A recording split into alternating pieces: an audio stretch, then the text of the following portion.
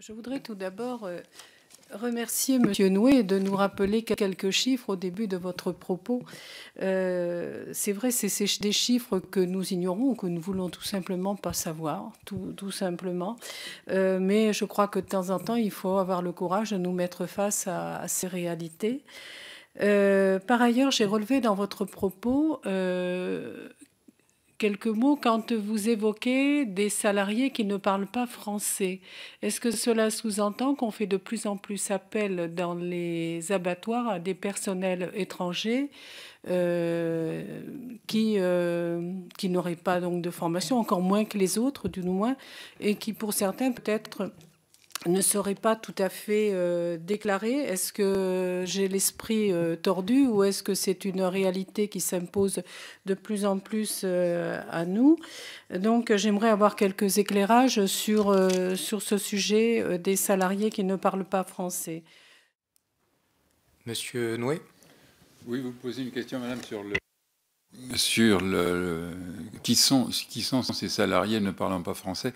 Même, ça n'est pas moi qui lance les appels d'offres. Il se trouve que si cette information sur laquelle on s'est fondé est exacte, pourquoi ne le serait-elle pas?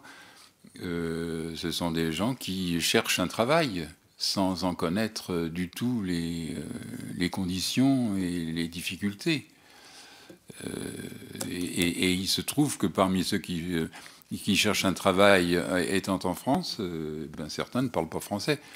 Je ne sais pas d'ailleurs quelle langue parlent-ils, de quel pays viennent-ils. Est-ce que c'est de l'Est, est-ce que c'est du Sud? Je n'en sais rien. Mais ça pose un gros problème au niveau de la formation, parce que si on ne parle pas français, à quoi sert la formation? On reste assis autour de la table et puis c'est tout. Ces formations... Il y a un très gros. La conclusion, c'est qu'il y a un très gros effort à faire sur les modalités de ces formations, sur leur durée, sur leur contenu, sur la valeur qu'il faut leur accorder, sur la façon dont on contrôle les acquis dispensés, les notions dispensées au cours de ces formations. C'est fait un petit peu sur le papier, si vous voulez que je vous dise mon avis, et qu'on se moque un peu du résultat. On s'en moque d'ailleurs, puisque quand on se contente de dire qu'il y a 99% de résultats, c'est qu'on ne connaît pas la question. Pardon, mais je suis obligé de conclure ça.